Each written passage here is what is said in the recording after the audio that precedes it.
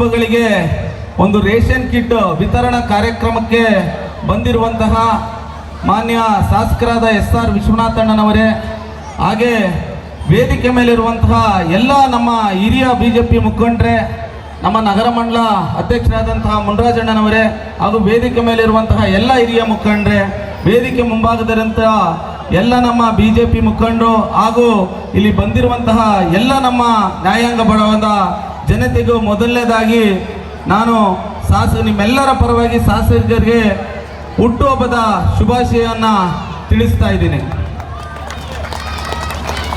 ಇವತ್ತು ನಮ್ಮ ಭಾರತದ ಇತಿಹಾಸವನ್ನು ನಾವು ನೋಡ್ತಾ ಹೋದರೆ ಬಹಳಷ್ಟು ನಂಬಿಕೆಯನ್ನು ನಾವು ಇಟ್ಕೊಂಡಿದ್ದೀರಿ. ಸಂಸ್ಕೃತಿಯಲ್ಲಿರ್ಬೋದು, ಇತಿಹಾಸದಲ್ಲಿರ್ಬೋದು, ಬಹಳಷ್ಟು ನಂಬಿಕೆಯನ್ನು ನಾವು ಇಟ್ಕೊಂಡಿದ್ದೇವೆ. ಇವತ್ತು ಕೃಷ್ಣ ಪರಮಾತ್ಮ ಈ ಭೂಮಿಯಲ್ಲಿ ಜನ್ಮ ತಾಳಿದ್ದು, ಈ ಭೂಮಿಯಲ್ಲಿ ಬಹುಶಃ ನಡೀತಕ್ಕಂತಹ ಅಕ್ರಮ ಜನಗಳಿಗೆ ಆಗ್ತಂಥ ತೊಂದರೆಯಿಂದ ಶ್ರೀರಾಮ ಕೃಷ್ಣ ಜನನವಾಯಿತು. ಈ ರೀತಿ ನಾವು ಹೇಳ್ತಾ ಬಂದರೆ ಶ್ರೀರಾಮನ ಒಂದು ಜನ್ಮನೂ ಸಹ ಅದೇ ರೀತಿ ಆಗಿತ್ತು.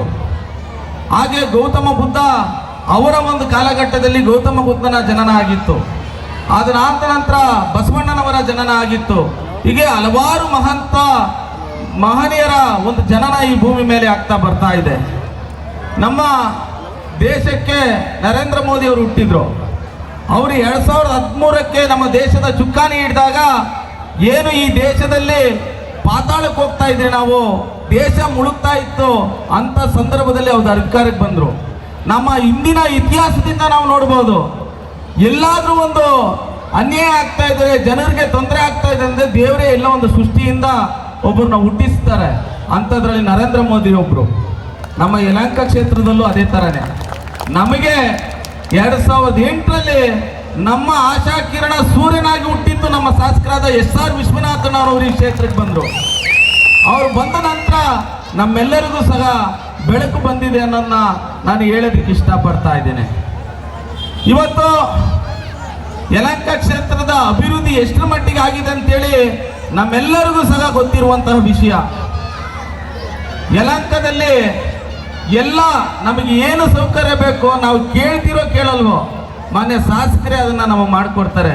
ಆ ಭಗವಂತನ ಆಶೀರ್ವಾದ ನಮ್ಮ ಮೇಲೆ ಇರೋದ್ರಿಂದ ಅವರು ನಮ್ಮ ಯಲಹಂಕ ಕ್ಷೇತ್ರದಲ್ಲಿ ಶಾಸಕರಾಗಿರೋದು ಅನ್ನೋದಕ್ಕೆ ನಾವೆಲ್ಲರೂ ಸಹ ಸೌಭಾಗ್ಯವಂತರು ಅಂತ ಹೇಳೋದಕ್ಕೆ ನಾನು ಬಯಸ್ತಾ ಇದ್ದೀನಿ. ನಾನು ಒಂದು ಕಥೆಯನ್ನು ಹೇಳ್ತೀನಿ. ಒಬ್ಬ ಶಿವನ ಅಪಾರವಾದ ಭಕ್ತ ಒಬ್ಬ ಇದ್ದ. ಅವನು ಅಪಾರವಾದಂಥ ಜಮೀನನ್ನು ಇಟ್ಕೊಂಡಿರ್ತಾನೆ.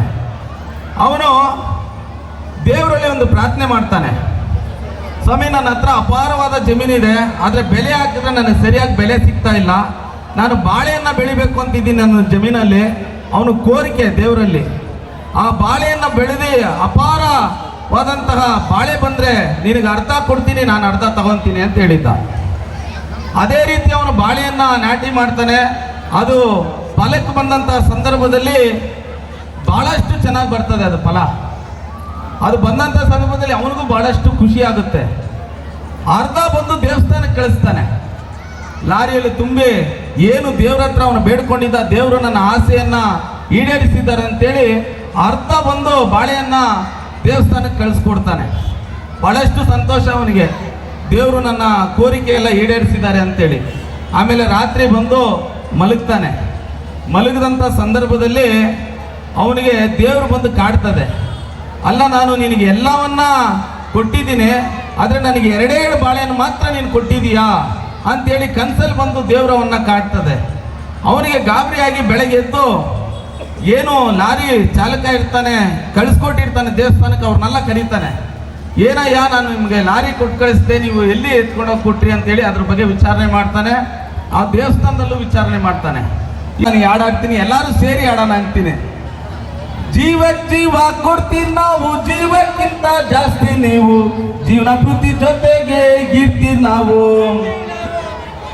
ದಯವಿಟ್ಟು ನಾವೆಲ್ಲರೂ ಸೇರಿ ಹಾಡೋಣ. ಜೀವಕ್ಕಿಂತ ಜೀವ ಕೊಡ್ತೀವಿ ನಾವು, ಜೀವಕ್ಕಿಂತ ಜಾಸ್ತಿ ನೀವು, ಜೀವನ ತುಂಬಾ ಜೊತೆಗೆ ಇರ್ತೀವಿ ನಾವು.